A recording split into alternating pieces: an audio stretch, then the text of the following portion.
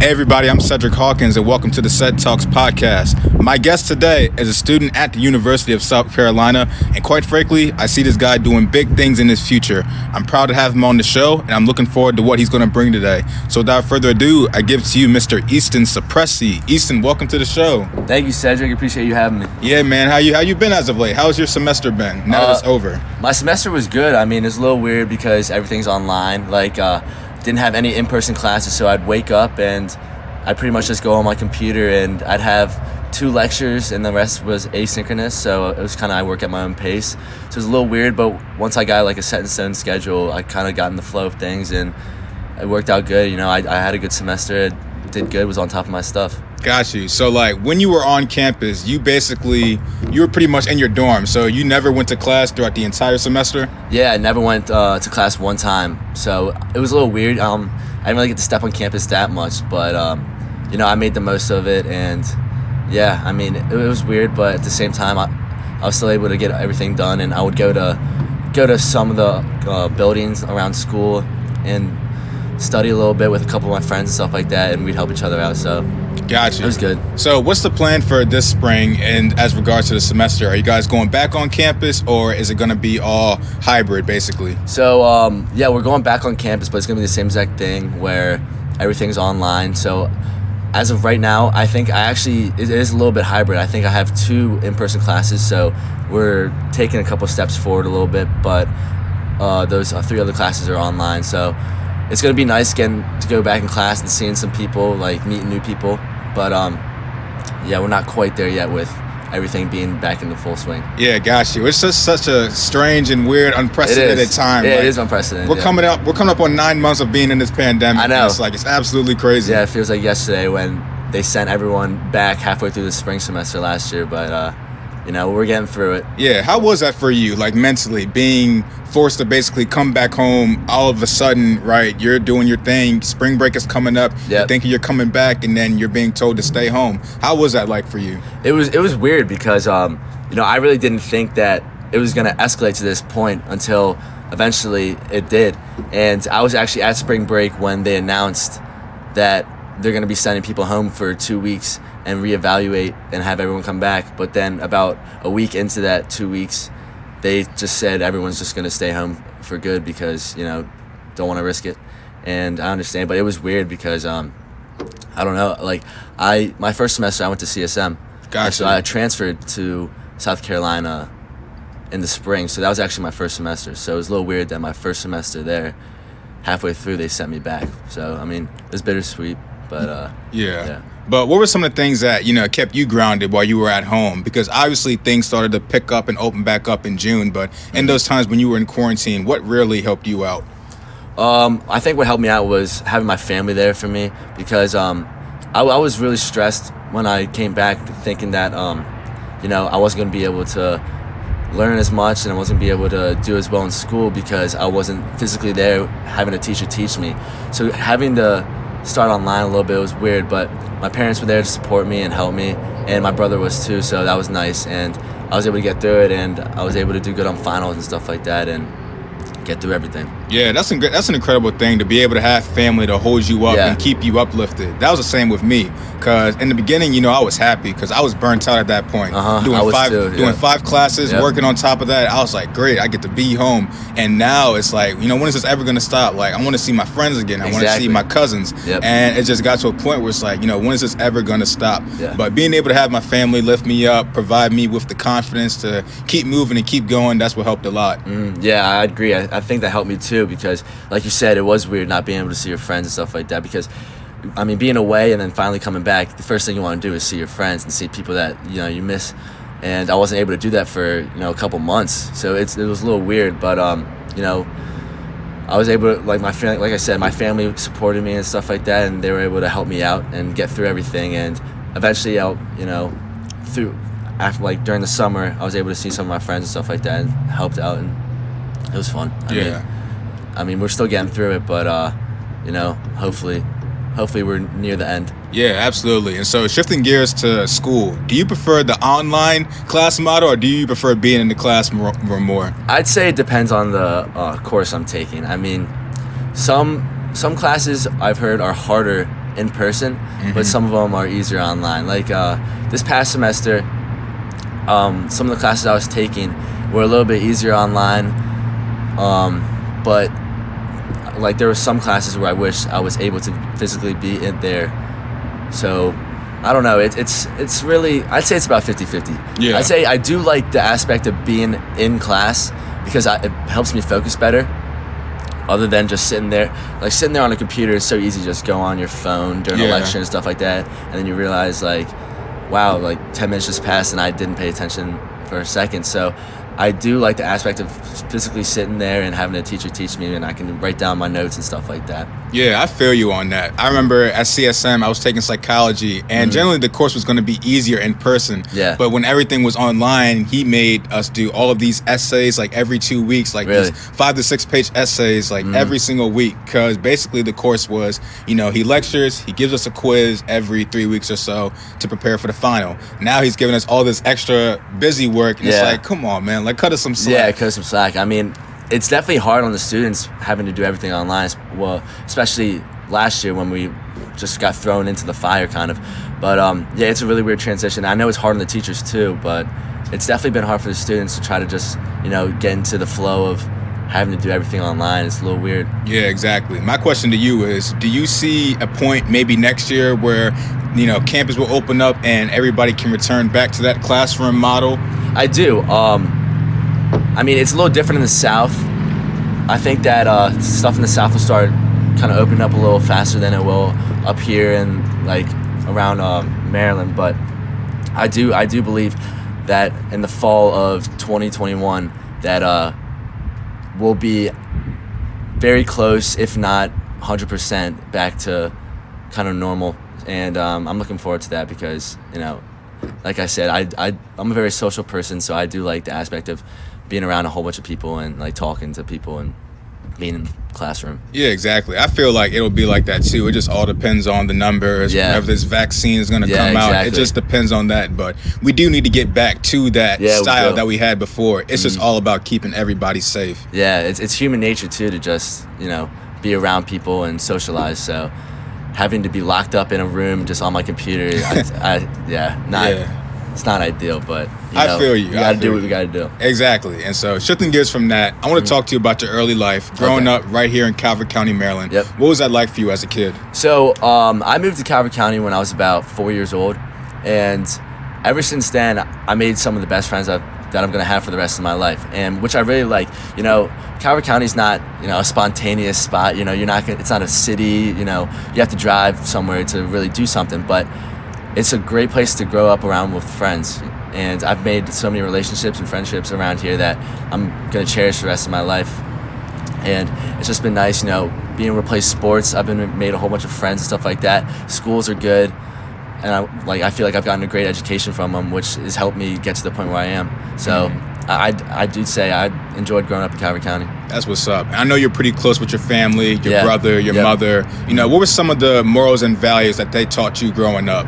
So they taught me to just, cherish the ones that you love. My mom is a flight attendant, so I don't get to see her every day like other people do. So I really just, whenever I get to see her, I spend as much time as I can because, we only have so much time together and stuff like that. So I really do enjoy being with her and stuff like that. And my brother and I, we've had a great relationship and stuff like that. So that's been nice because I know a lot of siblings fight and stuff like that. But we were ones that kind of just stuck together and became really good friends. So I enjoy that. That's what's up. I came up with my cousin. He's my first cousin. He's pretty much like my brother. We're a year apart, and so we bickered a lot as kids, But that's how it was. We loved to play, fight, wrestle with each other. Yeah. But it's just knowing that you have somebody on your side who has your back no matter what. Knowing that if you're in trouble, I got you, or if you're in trouble, I got you. It's such an incredible feeling just to have with brothers. I'm sure with females and sisters, they're the same way. But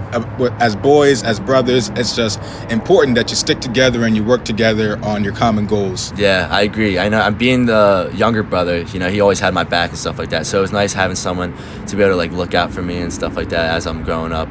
And he hasn't changed one bit. He's still doing the same thing, it's nice hanging out with him and stuff like that. Yeah, you said you moved to Calvert County when you were 4. Which area were you at before? I used to live in Waldorf. Got you. Yeah, but I mean, I was so young, I barely remember that. Yeah, exactly. So it was right before I started going to preschool, so really my earliest memory is pretty much moving here and making my first friend in my neighborhood. So got you. And so with sports, was that something that you wanted to get into as a kid, or did your parents put you in that? So I'd say it was about both ways. I'm a huge sports guy, so I love playing sports. I love watching sports and stuff like that. But my parents, especially my dad, definitely put me into baseball right away, and I loved it. I played it up until I was about 12 years old, and then he put me into playing hockey when I was about 7 years old, and I've played that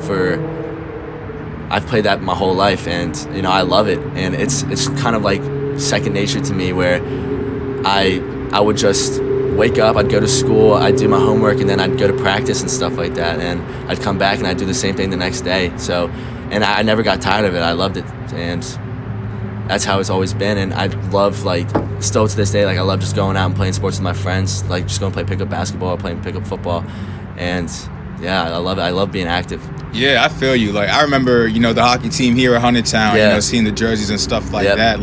Hockey is such it's like a low-key sport in a way. It is. Of course, you have the NHL, but it's all about football and basketball. Maybe a little bit of lacrosse here and there. Yep. But nobody talks about hockey. So I thought that was pretty, interesting when I was doing my research on you, and it brought a light bulb in my head, oh crap, I forgot he played hockey. Him and his brother. Yeah, no, I mean, I love hockey. It's definitely my favorite sport to play, favorite sport to watch, stuff like that. And it's been fun my whole life playing it, because I've been playing travel hockey since I was, like I said, about 7 years old. So it's been nice getting to travel up and down the East Coast, so New York, Pennsylvania, Boston, Minnesota, stuff like that. So it's been fun getting to do stuff like that. And so it's been a great experience to get to have fun, but at the same time getting to see different places.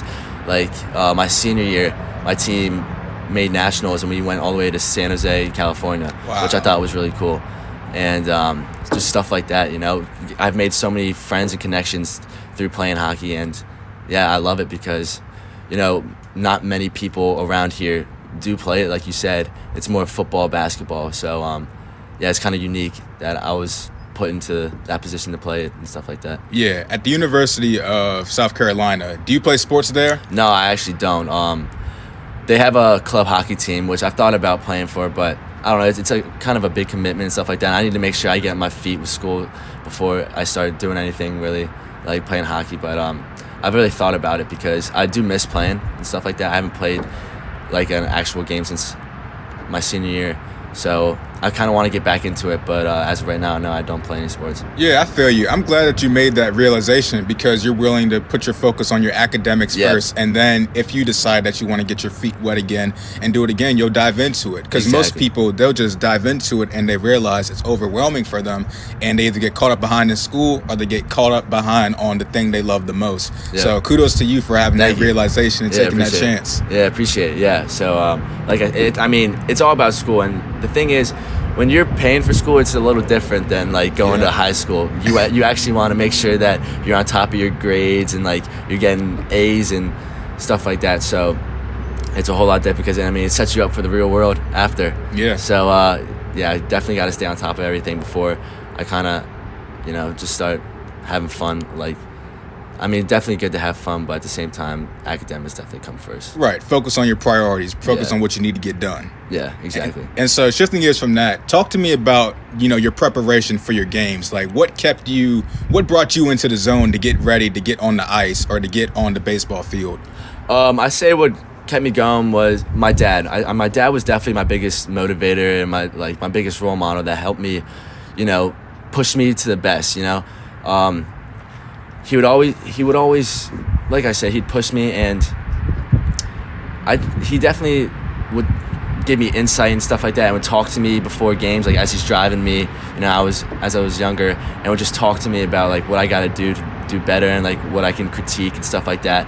And it definitely helped me because I would realize what I'm doing and what he was telling me and how I can translate it during play, because it's a lot easier said than done sometimes to say hey, you got to do this, but once I would start thinking about it and I would start doing it and I would practice it, it would definitely help me prepare myself for the games. And, he would kind of pump me up a little bit and stuff like that and tell me, like, I can do better than what I've been doing. Even if I was on a bit of a hot streak, he'd tell me, like, hey, you can still do better. You can always do better. And, that helped motivate me and push me to really go out there and just give it my all. Yeah, man, I can respect that. He kept you humble. Because even, like you said, you were on those hot streaks. It's important to know that, hey, all this can be taken away from you. Exactly. Just like that. You can build up all this momentum, and all of a sudden it can be taken away by anything, an injury or whatnot. So it's cool that he instilled that mindset in you. Yeah, definitely. So, he definitely helped me, humble me a little bit and not let me get, an ego to the point where, I think I'm the best and stuff like that. He would help me there's always someone out there that's better than you. So,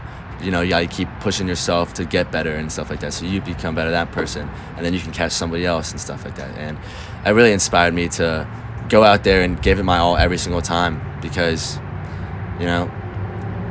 he just kind of put that in my head. Yeah, and I think that's for life too in general. It's just everybody is better than you. You're at this big university, right? You did you could have done so great at CSM, but wait, there's 1,000 me's at the University of South Carolina. So it's like you got to keep yourself humble, but you also got to keep working hard to get to that level that they're at, and then your blessing's going to come to you and the next challenge that you have in life. Yep. Yeah. So, just like that. I mean, like you said, there's 1,000 me's at that campus, which is crazy to think because it's such a big campus. I think there's about 30,000 people on it. So, if I do good, well, there's going to be someone who did better than me in grades. So it just keeps pushing me to really become the best possible version of myself as I can be. Exactly. And so shifting gears from that, I want you to talk to me about, the importance of failure. I'm sure you've had games, you've had assignments that you failed on, that you did bad on. What's the importance of being okay to fail and mess up? Well, I think there's a couple of quotes I've seen throughout my whole life by Michael Jordan and Wayne Gretzky and stuff like that, where if you feel the more you fail, the better you're gonna become because you realize how hard it is to become successful. So when you fail, you kind of have to take a step back and realize, hey, I gotta do this to become better. I gotta do this to become better. Say if you fail. I've failed an assignment before in school, and I've realized, hey, I got to put more time into it. I can't just, start it at 10 o'clock and it's due at midnight and try to do it. I have a whole day to do it, or I have to study a little more and stuff like that. Or say sports, I have to practice more because I've had games where I've done bad and I felt down, and like I said, my dad's been there to pick me up and tell me hey, you can't dwell on this. You gotta just get back and start working again. And that's kind of what I've done. I don't really put my head down that much, because once something's finished, it's finished. So the only thing you can really do is just get back to work and try to do better next time. Yeah, exactly. That's how that's how you have to do it, right? Yeah. Once you make that choice, you make that decision. It's done, it's over with. Now you have to think about the results. And once those results come in, you examine the results and see what can you do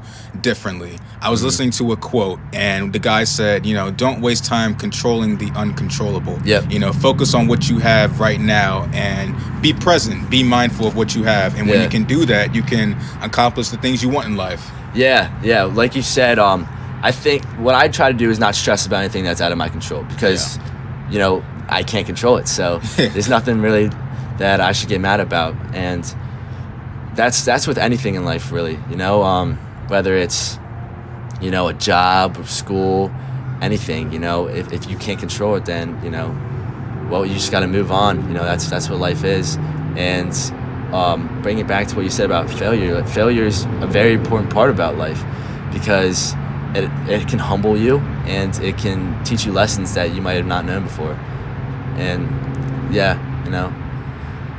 I try not to stress about anything like that, Yeah, I feel you. It's a hard thing to do, especially for me, because I'm a perfectionist, right? Everything I do has to be perfect 100%. And I used to be like, if something didn't go my way, well, it's like, well, there goes my day. You know, my day is over with. And then it's the woe is me attitude. Like, why does this always happen to me? And then it took a while for me to learn, and I'm still learning it, but I've learned that, okay, these things are happening for a reason. It's better for my growth and my development. What I'm going through now is going to help the next person that's going to go through it. So I just have to accept it, you know, pray about it, and just hope for the best tomorrow. Exactly. Yeah, and that's all you can really do. You know, you can just hope for a better tomorrow.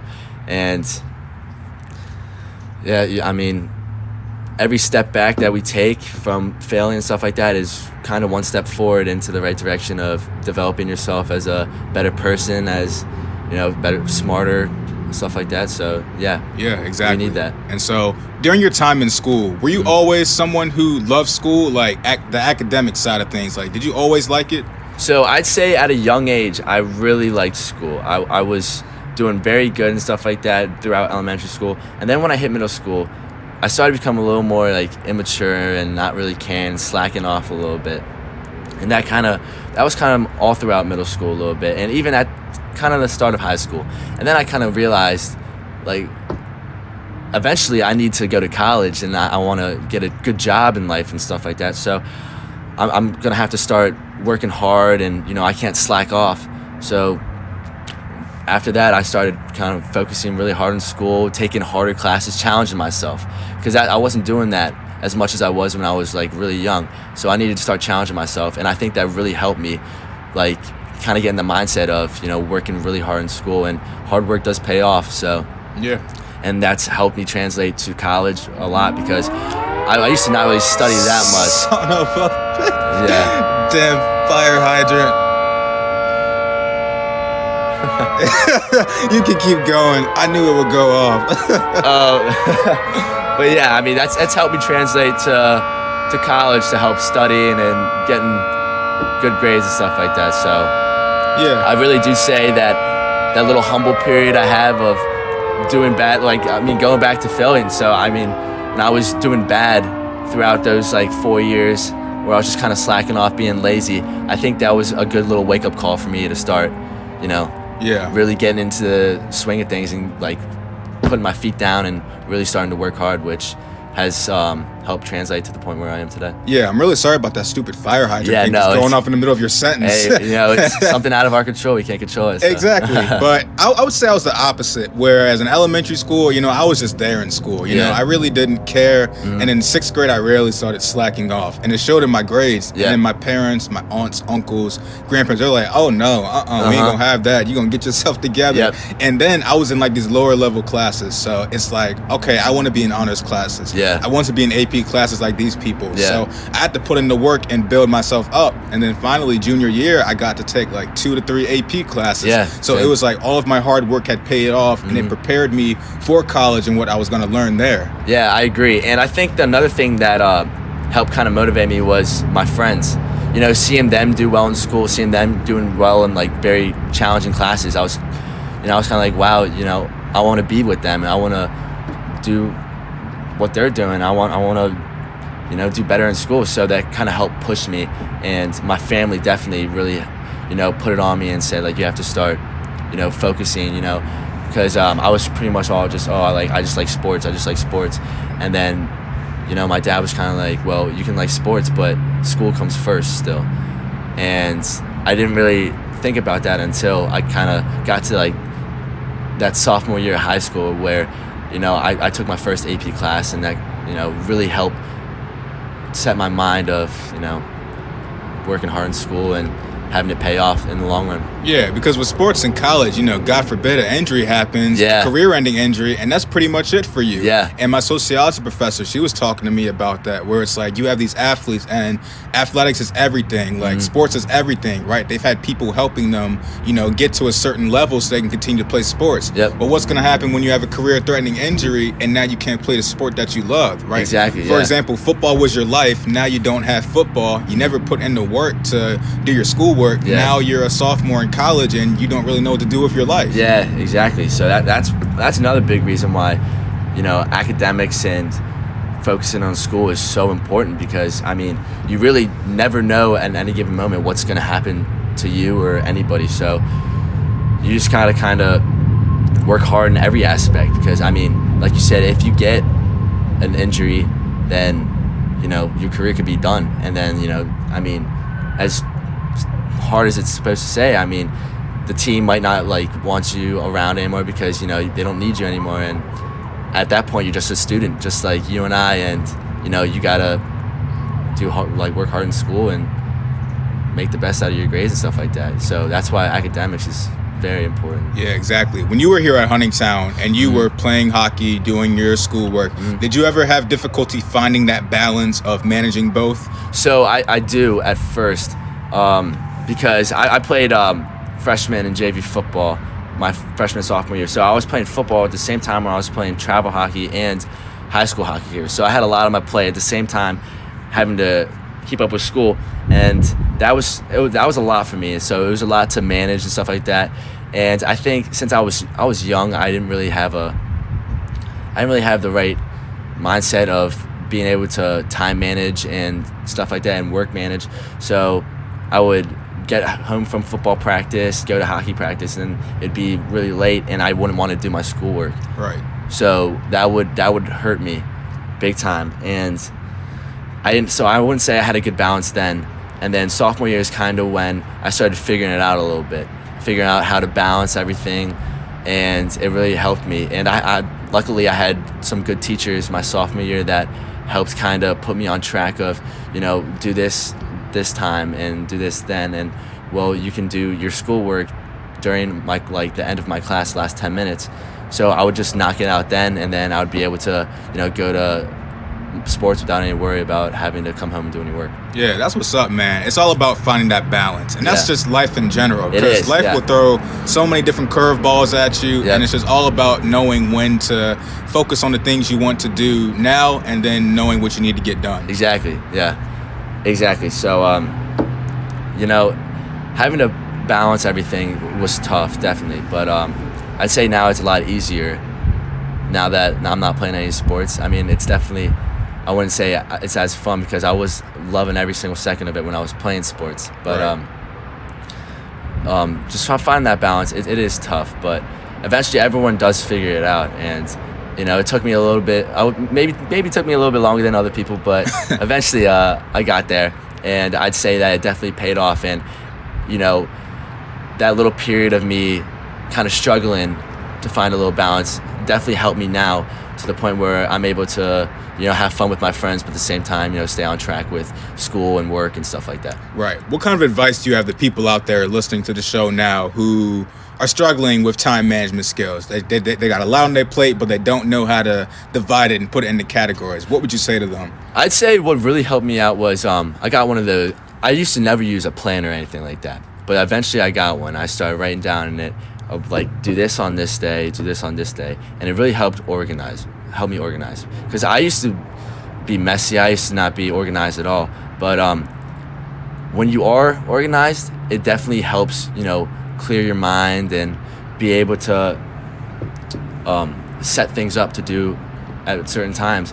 And eventually you'll get everything done and you'll be able to, you know, do your hobbies and stuff like that. So I'd say being organized is a very crucial and key part of helping with time management and work management. Yeah, I would say with me, it's sticky notes. Whereas with the journal, I'm not going to sit there and look through a journal. Yeah. And I may put it in my notes, but with sticky notes, I can write it down and just paste it somewhere in my room or in my car because I'm just going to forget because my mind is just so flooded with school and work and family and all these other responsibilities. So if I write it down in a sticky note and paste it somewhere, I can remember, okay, I put this note right there and it's going to tell me exactly what I need to do. And it's like, boom, it helps me stay organized.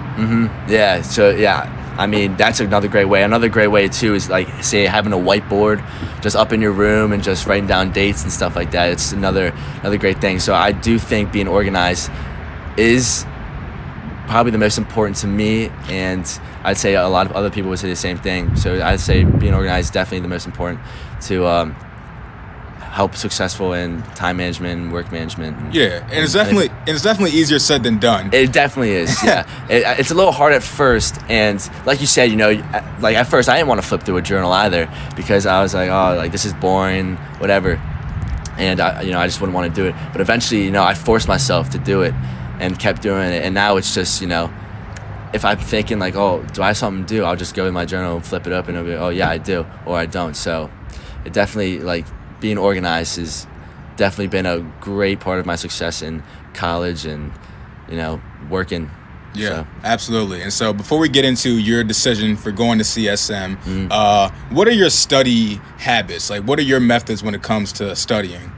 I'd say one of my methods when it comes to studying is, so I would study with my friends a lot. I'd say studying with other people is a great way to do it, and kind of teaching them the subject definitely helps you, because then you kind of become like the master, and you kind of understand like, okay, well, yeah, this is how you do it. And if you're walking them through the steps, you basically are learning it yourself too. And I think that's a great way.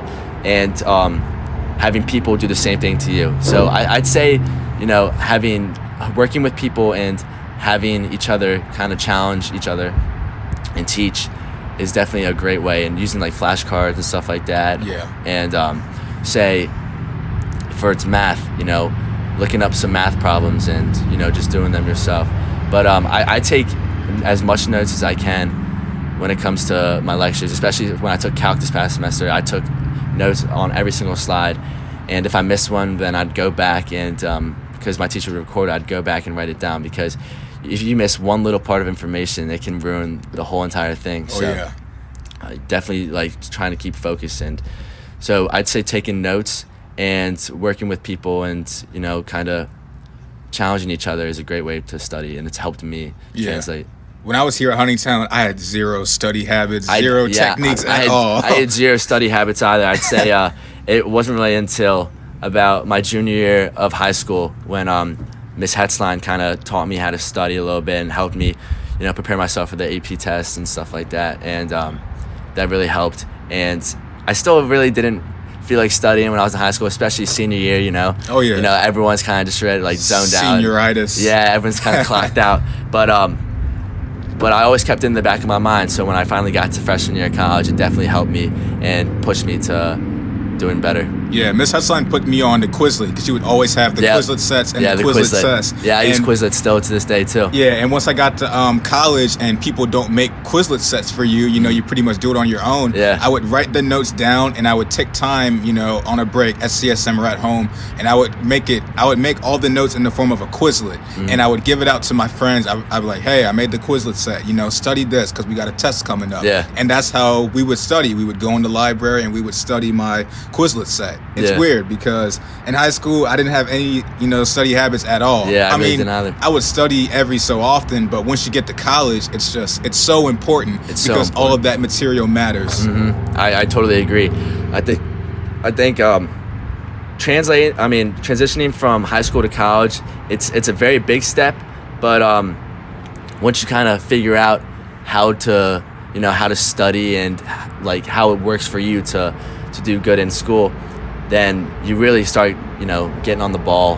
And I was not a big studier in high school, as you said. And once I got to college, I really settled down and pushed myself to study and learn as much material as possible, because you really never know what a teacher's going to throw in you on a test. Right. So you have to kind of know as much as you can, because they might give you a study guide and the test could be nothing like the study guide. So you need to know as much as possible. Yeah. I was taking my African American history class, and he gave us a quiz. Literally, the quiz was on all the lecture notes, nothing in the textbook. Yep. He tells us to read the textbook. I read the textbook. I go and take the test. It's everything from the notes. Yeah. So I was like, thank goodness I took notes, because it was just like, it's crazy how professors think. But yeah. It's strategic. They want to know if you're learning. Yep. They want to see if you're going above and beyond, pretty much, Like if they're telling you, well, read this section, and it's probably important if you read this one too, but it's not mandatory.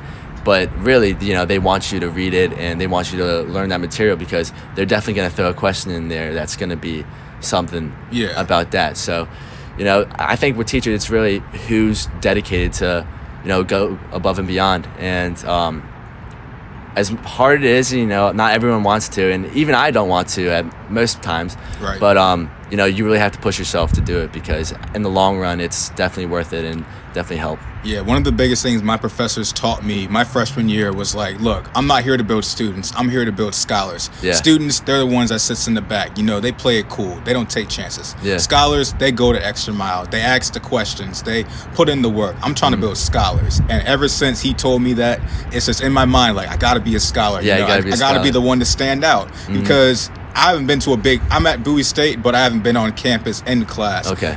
I'm sure at your university, you've been in class and you probably have like 100 students in your class and a big, room. A professor doesn't know everybody's name. So it's just like, you have to be the one to stand out and make sure you're known, so they recognize your talent and your drive.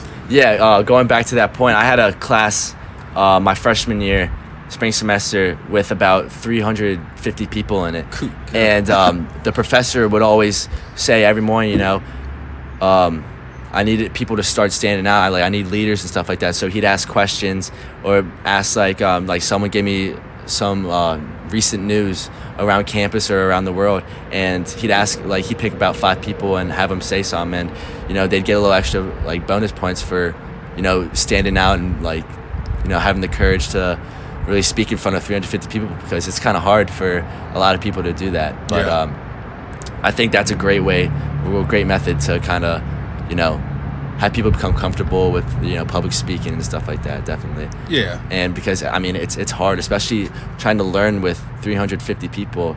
You don't have that one-on-one with the teacher as you would in like a 20-person classroom. Right. You know what I mean? So it's a little difficult, but when you stand out and the teacher starts, or the professor starts knowing you, then they'll definitely want to do one-on-one if you're struggling. So yeah, were you someone that was always comfortable and confident with public speaking, or did you grow into that during your high school and college years? Yeah, so I've always kind of been comfortable with it. I've never really been scared to just go up in front of people and speak, whether it's like on a project or anything. It's just kind of how I've always been. I've always been a little more overconfident than not, and it's really helped me kind of translate to, like I said, in that class and stuff like that, and just becoming, more sort of a leader and not a follower and stuff like that. So it's definitely helped. Public speaking, it's hard. People don't like it. People get scared, but once you start getting through it, I think it helps your confidence. Yeah. Well, with anything, if you can start speaking to anybody, then you can really do anything. Confidence is a big key, a part of it, and I didn't really have to grow into it. I just kind of happened, just kind of came natural, I guess. Yeah, it was always there. That was the same with me. It was always there with me, but it would always take, people would have to pull it out of me. Now I feel more comfortable, and now I feel more at ease with talking in front of a crowd. Obviously, it's been a while since the pandemic. Yeah. But back in high school, I would never, raise my hand. And if a teacher called on me, I would most likely get the answer correct. And then sometimes I would know the answer, and then someone would say the answer. I'm like, I knew the answer. Why not say nothing? Yeah. But it's now I'm more, comfortable. If I'm in an online class, I'll just hit the raise my hand button. And then type it in. Yeah, and I'll type it in, and I'll just say it out loud in front of the computer. Yeah. Yeah, no, that's definitely good. And unfortunately, I only had one class that I had a mandatory lecture, and the other one was optional, and I would still go, but they wouldn't really ask any questions to the students. It would be more so them just giving out lectures and stuff like that. So this past semester, I didn't really have the opportunity to kind of, speak up and stuff like that, which was different, because, sitting there for an hour and 15 minutes without having really any interaction, because that's hard for me to do. I like you said, I like to raise my hand and answer questions and stuff like that, because it helps me stay focused in the class and helps me, do better and learn the material a little better. Yeah. And so shifting gears from that, what made you choose CSM versus going to a university just right out of the gate after high school? So when I struggled a little bit at the start of high school and stuff like that, my mom would get a little irritated with me, and she, wouldn't think that, she thought, I guess, that I was just going to go to school and just kind of not really care and stuff like that. So it was a little mix between, she wanted to see if I was ready, so she kind of threw me into CSM and said, well, if you do good your first semester, then I'll let you go wherever you want to go. And I got a 4.0 my first semester, so I was able to, choose what school I wanted to, and I knew right away what school I wanted to go to, which was South Carolina, because of their great, business school and stuff like that, and it's a fun place to meet people and stuff like that. So I was able to go there, and it helped save a little money too, which is going to help in the long run definitely a lot. You know, it's only one semester. It's going to save a lot of money, which is definitely going to help. So everyone's paths are different, I guess, and I don't really regret having to go to community college for only one semester, because I was able to stay at home and be with my family for 3 more months than I was not able to while I'm at school. So I mean, it is what it is. I mean, I'm happy now that I'm at South Carolina, because I've met so many people and I really enjoy the campus. But being at CSM, I mean, I think it was a great start and a little stepping stone for me. Yeah, absolutely. My mom was the same way. Not in the sense that I think she knew that academically I could strive. It was more socially. I'm opposite. I'm an introvert at heart. I like sticking to myself. I got key friends. My inner circle, people who I chill with. But being thrown into that new environment, my mom was like, "I don't think you're ready for that yet. Let's start off at CSM, get your associates, and then you can go off to university." So I was like, "That's perfect," because I didn't really have the drive to put myself out there at the time, and I didn't want to put any pressure on myself to where I drop out of Bowie State and I'm back at home regardless. So I'm glad that I took that chance on myself, and I'm glad that you took that chance with yourself. Did what your mom wanted you to do, and you proved it wrong. Yeah, it was kind of like a little gamble, I guess. She just told me, like, if however good you do, then you can go to whatever school you want. So that really motivated me to do as best as I can, and I really would just be on top of my schoolwork, and I would get it done, days before it was even due, because, I kept in the back of my mind, I mean, I need to do good. If I got, a couple B's, God forbid, if I got a C, then I definitely wouldn't have been able to transfer. She wouldn't have let me. So taking that little gamble on myself, definitely, I'd say it was a little more of a unique time in my life, because I've never really been one to take a gamble in like school and stuff like that. I was just kind of, getting A's and B's, and I was never really, one to focus on getting straight A's. But that really, kind of changed my mindset of, getting straight A's was nice, and it was kind of fun, doing well on tests and stuff like that. Taking a like a calc test, and then it comes back and you got an A on it. It's a really good feeling. Right. Which I'm really happy that she kind of did that to me, because it's definitely translated to my success as I'm in the bigger campus now. Yeah. How was that transition from going from one semester at CSM to another semester at a big time university? So it was a little weird. I only knew a couple people that went to University of South Carolina before. One of my best friends, Michael Morrison, goes there now, and I would visit him and stuff like that, and that's when I really realized that I want to go to this school. So having that connection was nice, and then so I only knew a couple people, but right when I got there, I knew I wanted to join kind of a bigger, or I wanted to join like some kind of group. So I rushed a couple fraternities. I ended up joining one, and that's really helped me meet a whole bunch of people, and I'd say it's one of the best decisions of my life, because now I have so many friends in so many different areas around this country that I think it's great. Yeah, that's what's up, Hopefully when this pandemic ends, I get the chance to get that experience, hop on campus. Because I know a few people on campus. I talked to a few people from Virginia State, I'm putting myself out there. My name is pretty known, of course, with the podcast. But, I want to put myself out there more. Get involved in activities, do stuff that I didn't do in high school that I was afraid to do. So, the God willing, when it happens, I'm glad that I'd hope to do it, but I'm glad that you're doing that for yourself now. Yeah, thank you. I appreciate that. So, I mean, like I said, it was definitely scary at first for a little bit, because kids that go into the fall semester as freshmen, they have Facebook, that's how they're able to meet people and stuff like that. And I was just kind of thrown into the fire. I really didn't know anybody or anything like that, but I stayed true to myself, and I just, I was who I was, and it helped me become friends with a whole bunch of people, and build relationships and friendships that I still have and have been able to build more throughout meeting through other people since then, and it's really, really helped me. Yeah, so business is your major then, right? Yeah. What made you want to do that? So when I was in high school, I really had no idea what I wanted to do.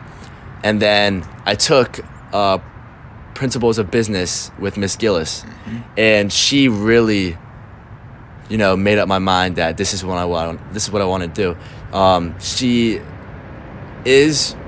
She's definitely one of my favorite teachers that I've ever had. Whether it's from kindergarten all the way up to my sophomore year of college, she's right up there. It might be my favorite of all time. She's really inspired me to work hard and become the best I can be. And I really look up to her in the fact that she started her own business and stuff like that, and she still does this as a full-time job, being a teacher. And I think that's awesome, and it's a great way to see how money works and see what you can do to kind of make more, and like how the market's looking and stuff like that. So I definitely say that Miss Gillis's class, from that and then taking accounting and capstone and advanced business management, really kind of set the tone of this is what I want to do for the rest of my life, because I really got intrigued in it after going through school, and I wasn't interested in like math, science, English, social studies. I mean, I wasn't really that interested, but business really kind of sparked a little something in my life that I enjoy. Yeah, I had Miss Gillis my junior year. Me, Thomas Weiss-Kircher, other people that I know. And even though I'm not a business major, you can feel her passion. You can tell that she loves what she loves to do, right? She does. That's just her passion. And when you feel the passion from a teacher and they're not half-assing it or BSing it, and you feel their passion, it's like you connect with them. And she is such an interesting person. She is, yeah. And she's great. She really cares for her students. I think that sucks. That's Siren. There it goes again.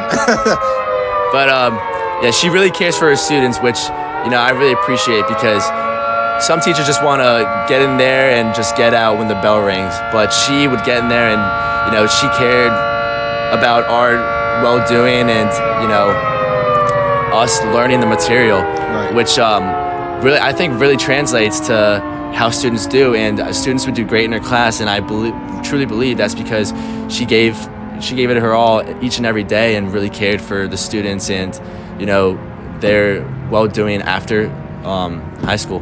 Right, and plus we also watched Shark Tank in there. She would always reward us with that. Yeah, so. she would. Like her giving a little incentive, like whatever gifts after if we do well. Shark Tank Fridays and stuff like that. Really helped push everybody to be the best they could be, and to do all their work and do great on tests, which really helped. Exactly. And so since you're a business major, are you looking to start your own business?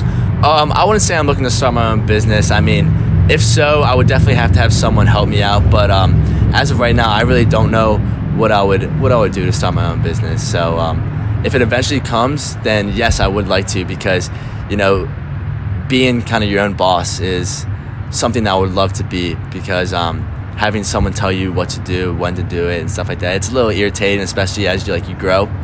So if I do get the chance to start my own business, I would love to, but as of right now, I don't have any plans. Got you. My grandfather, he owns a business, roofing company. Okay. Been doing that for like 35 years now. I'm sure it's possible I may take the company over, but we'll see how the future goes, and we'll see what happens. But I think it's intriguing that he was able to start his own, roofing business after my great-grandfather had his own concrete business, and he didn't want to take that over. He started his own business. So that's funny. It's just interesting how life works and how people can just build something from the ground up, and then it's their own. Like, they own it. Like, that's their baby. Yeah, I totally agree. And, it is nice to have, kind of a business passed down, but I'm sure it's a whole different feeling when you start your own business and you become successful and stuff like that, which does seem very cool. And I would love to do something like that, because business is always going to be around for as long as humans will be alive for. So it's a great way if you start a business and it becomes a hit. It's a it's a great way to just, get on your feet and for the rest of your life be kind of set. Yeah, absolutely. And you're a very driven person, just from my conversation with you. Yeah, thank you. What keeps you on your purpose? What stays you, driven to achieve what you want to achieve? I definitely say my parents. My parents are two very hardworking people that I look up to. And my dad went to school at the University of Buffalo and got his degrees there, and then went to grad school at George Washington. So I think that's a very good role model for me to look up to, that he went to 8 years of school and, he has a good job now and stuff like that. And, I've luckily been benefited enough to, grow up nicely because my parents worked really hard. So I want to be able to do the same for when I have kids and stuff like that, be able to,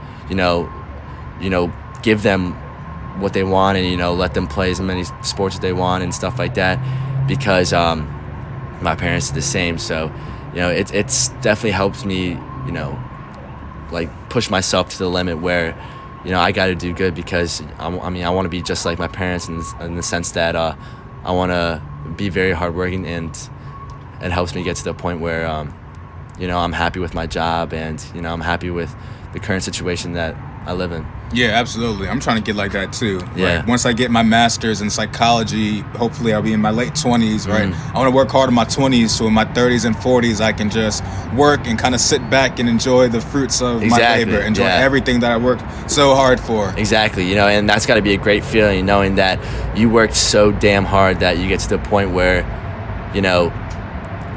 you're just kind of like, it's second nature. You're doing it every day, and you just keep seeing yourself move up in the chain, and then eventually you're at the top, and it's got to be a great feeling to see like how hard you worked and how much you push yourself to get to the point where you are now. Yeah, absolutely. I saw on your Instagram page that you went to Paris, you went to France, you took a trip there about a few years back. Yep. How was that experience? Like, I'm interested in hearing that. So my mom's a flight attendant, so I've been able to fly and travel to as many places as I can because we get free air travel.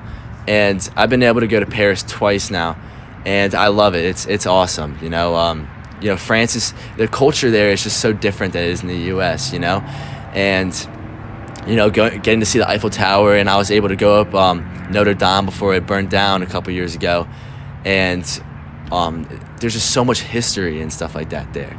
You know what I mean? That's where everything kind of started a little bit, like in Europe and all that. Like all the colonies and stuff like that. So it was really cool getting to see everything kind of how old it is, and like, because it's like being in Paris and even Rome or anything, it's not as, you don't see as many suburban areas and houses as you would here around the US. So it's definitely cool to see the different cultures that they live in. Yeah, I'm trying to get like that too. Just get the chance to travel and see the world beyond Calvert County, Maryland. Right? I want to go to Japan, India, like Australia, China, Antarctica. Like I love the Arctic. Like I love the cold weather. Right? All that stuff intrigues me. So I want to get that chance to do that, and all that comes from working hard. So kudos to you for getting the chance to do that. Thank in your you. Young life. Yeah, it's been great. It's been a great experience for me.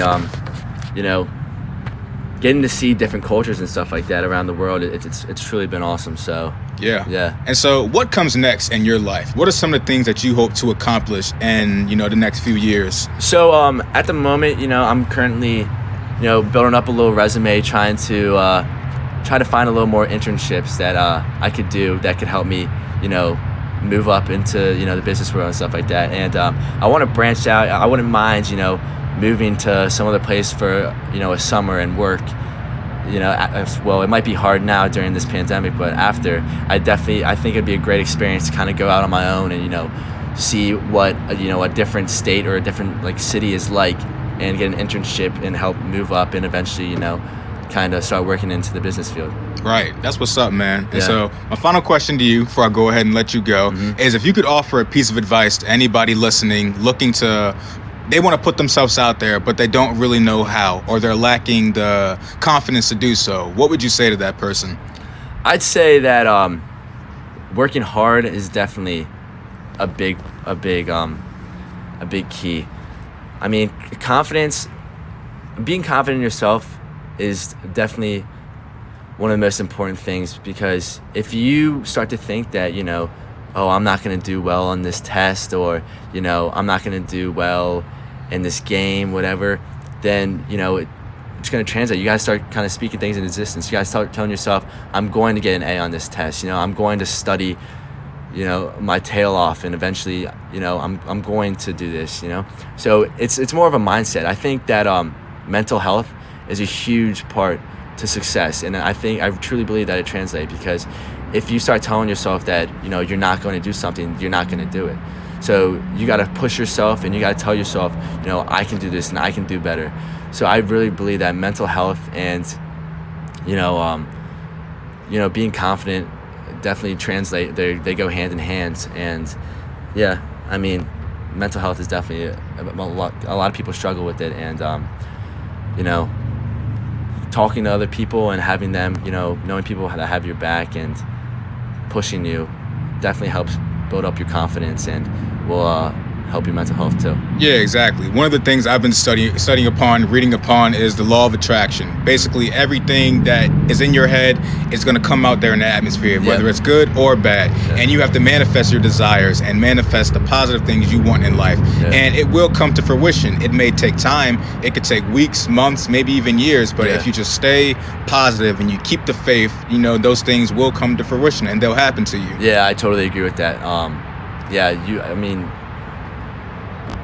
speaking things into existence is definitely, you know, a huge part. You know, you have to push yourself, and you have to, you know, you have to believe in yourself truly, because you know, if you stop believing in yourself, then, you know, other people aren't going to believe in you either. So you got to really believe in yourself, and, you know, push yourself to do better and work hard, and it will translate to success, definitely. Yeah, absolutely. Well, Easton, I want to thank you so much for your time today. Thank you very much for having me. I really appreciate it. This is one of our first conversations. I've always seen you around school, but we had different social cliques and groups, so we never talked. But this was such an amazing time getting a chance to speak with you, and I see you doing big things in your future. So thank you. I really appreciate it. Yeah, so thanks again. We appreciate that. Yeah, you keep working hard too, man. I really think that it's awesome that you're doing this. Yeah, thank you, man. Yeah. All right, this wraps up episode 55 of the CedTalks Podcast. Stay blessed and stay encouraged, and I'll talk with y'all soon.